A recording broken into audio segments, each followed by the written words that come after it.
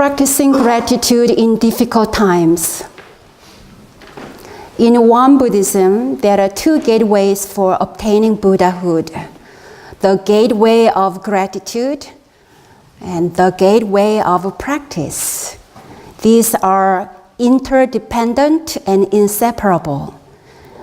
When we begin our meditation with grateful minds, appreciating our space, community, teacher, and this Dharma, the practice will go smoothly like sailing a boat on the ocean. Children, have you ever seen a boat sailing on land? How would that go? It would be very hard. Our ocean is gratitude, the ocean of gratitude. On the ocean of gratitude, the boat of practice can smoothly sail. If you're sitting on a gratitude mat, not angry mat, if you sit on a gratitude mat, your meditation can sail so smoothly and deeply. We know that it is easy to feel grateful when things are going fabulously and there is nothing to complain about. Ishan, was it hard to feel grateful when you counted all your Halloween candy? Did you get Halloween candy? But can you practice gratitude when there is no candy and life is tough and miserable? In order to make our gratitude practice authentic and powerful, we need both glorious times and painful times in our lives. The positive and amazing times inspire us. The negative and painful times soften our hearts and lead us to humility and compassion. So one of the temple practitioners, Lara, introduced a prayer used in Thai temples. May I be given the appropriate difficulties so that my heart can truly open to compassion. We all experience difficulties in life. Are you experiencing any of these? Ill health, challenges of aging, or worry about an aging grandparent, loss, sudden or gradual, misunderstandings and disagreement among family and friends, trouble at work, or too much homework. Agree, Wilson? Financial stress with upcoming holidays, too much to do, too little time, having to go to bed too early or too late. Those who have experienced the loss of a close family member know how difficult loss can be. But over time, they will process the loss with a sense of gratitude rather than focusing on the pain of loss. The same can apply to relationships when couples decide to part ways. Some people who are ill find their illness brings them opportunities to study their minds and bodies more deeply. However, if you have a serious illness and you cannot take care of yourself, you may find out how willing people are to help you, and you are loved more than you knew. Gratitude is an interpretation that our minds create. Our mind loves to interpret. Otherwise, we'll get bored. In difficult times, we can choose to interpret the world with resentment or with gratitude. Oh, by the way, do you know Abraham Lincoln established Thanksgiving as a national holiday in the middle of the Civil War? Gratitude is not a given. Gratitude is earned through our mind's training. Practicing gratitude in difficult times requires even more training. When we raise our minds to a level where we can automatically find something grateful no matter what happens, we become an expert in gratitude. A gratitude master. Anyone here have a master's degree in gratitude? Come on, raise your hand. Not you.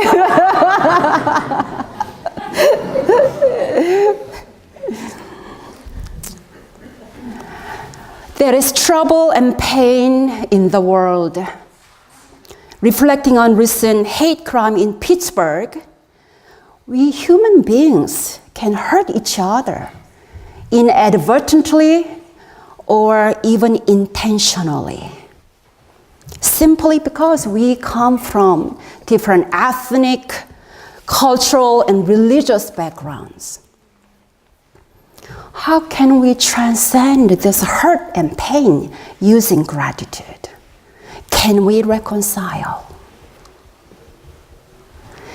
Here's a little poem by Naja Jebian. Never wish them pain. That's not who you are. If they cause you pain, they must have pain inside. They must have pain inside. Wish them healing. That's what they need. This poem reminds us that we can allow the pain in instead of pushing it away. Behind another's anger, which is often rooted in delusion, we can see their pain and insecurity. Instead of demonizing them, instead of demonizing them, we can open our hearts to embrace their pain. By being compassionate toward our own disturbing feelings, as well as those of others, we practice transcending disturbance with gratitude.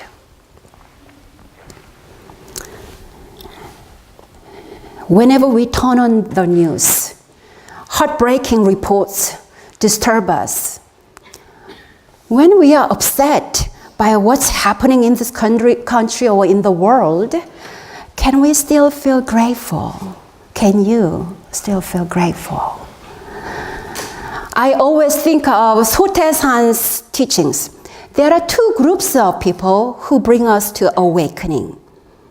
People who awaken us through their lives of integrity and wisdom. And people who awaken us through their wrongdoings and delusions. Sotaesan said that both of them are our teachers. And if we resist learning from those whom we find difficult, might not the universe send us someone even more difficult to teach us?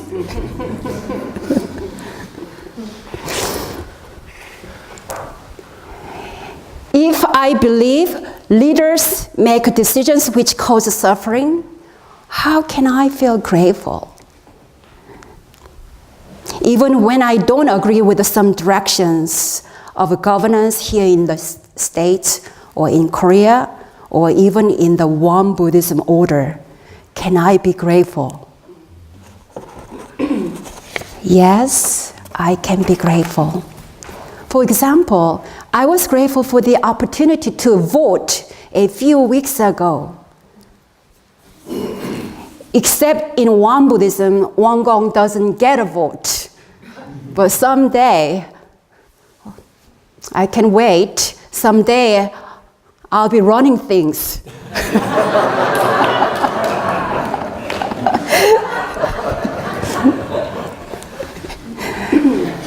With my vote, my voice becomes a little drop of water which can start to make a change in the big ocean of political decisions. So in the midst of despair, we can always find something positive to focus on and then strive to make a difference. I often say that one of the roles of politician is to awaken our consciousness, especially about issues we have suppressed. You can feel that especially when their views contradict us. As the songwriter and Zen practitioner Leonard Cohen said, there is a crack in everything. That's how the light gets in. The imperfection and cracks in the world guide us to enlightenment and loving compassion. The world is in constant turmoil. Disasters abound. Is it really true? Is it really true that there is always something we can be grateful for? Is it really true? Wilson, you really? Wow. He's really advanced.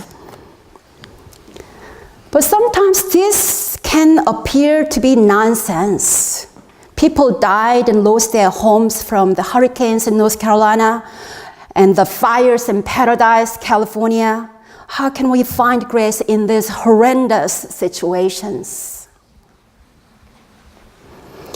Turmoil and disaster give us opportunities to practice compassion and care as one big family. People bring food to shelters and practice kindness. People check on each other and send donations for relief. Yet, we still cannot bring back those victims' lives. In Indonesia, due to the recent earthquake and tsunami, nearly 1,500 people died. In these kinds of devastating disasters, how can we practice gratitude? There is a 교무님 named Reverend Kang, the leader of one outreach community. When there are disasters in Korea or in the world, he recruits volunteers and collects funds for relief supplies and immediately visits the sites. He is always in the front line to respond to needs. Reverend Kang and other community members recently went to Indonesia and they shared some photos from the site of devastation. The photo depicted unspeakably sad situations. Yet the surviving people and children did not lose their spirit.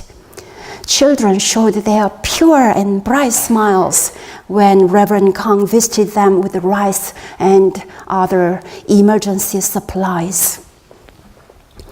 They were grateful to know that people in the world remembered and cared about them. Reverend Kang understands pain and manifest one Buddhist teachings through action to comfort people in times of need. However, not everybody can be a Reverend Gong. I often feel guilty that I live and work in a place of relative safety, peace, and freedom, while other Gyomunims are doing their work out there in more difficult places like Africa. In Africa, Himalaya, China, Cambodia, or in nursing homes, prisons, or rehabilitation centers. Without feeling overwhelmed and guilty that we are not doing enough, how can we expand our loving compassion? What is the middle way? To quote Leonard Cohen again, ring the bell that still can ring. Forget your perfect offering. In other words, do what you can, where you are, with what you have. Give your authentic self according to your given abilities. Don't concern yourself with saving the entire world. Acting alone, none of us could fix everything. So now, take a moment to think about one thing you can do within your capacity as you are right now. Ring the bell that still can ring.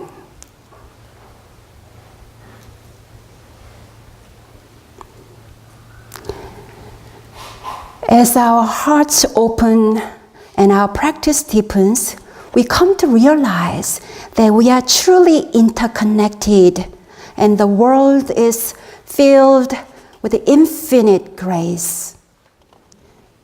Realizing the perpetual grace in which we live and the constant beneficence we receive and give is the central teaching of One Buddhism. Master Chongsan said, without realizing the ongoing great beneficence, resenting a small harm is like regarding food as the enemy because you once got an upset stomach after a meal. Every one of us travels this life journey through moments difficult and easy.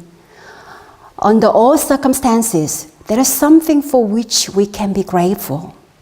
Instead of focusing on a one-time meal that gave us a tummy ache, we can remember the grace of food that nourishes our bodies. Instead of focusing on a partial harm, realize the totality of grace. Gratitude. Being grateful. This is a warm-hearted gift we can always give to ourselves and the people around us.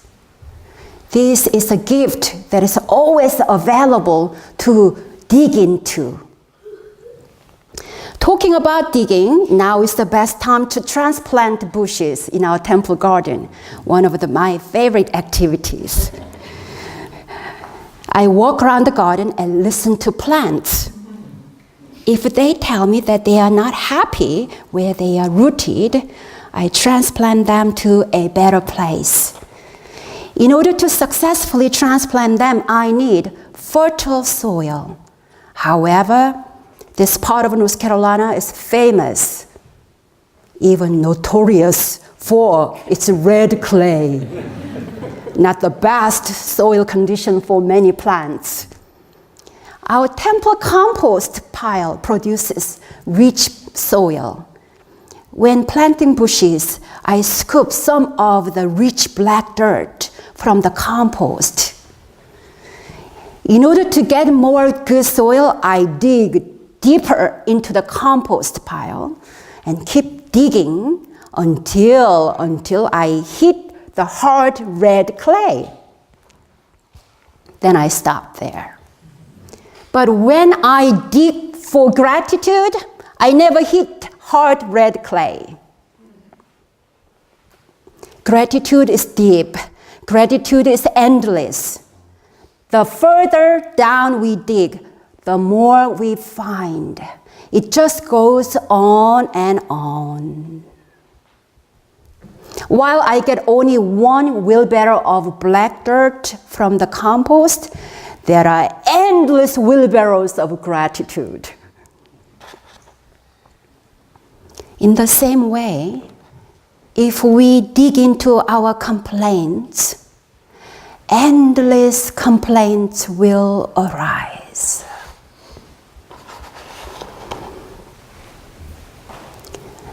Through our practice of gratitude, may difficult times of confusion, turmoil, and loss be stepping stones to propel us to greater awareness and liberation. May we continue to strive to walk in gratitude in all circumstances, thus supporting life on this planet for today and for many generations to come.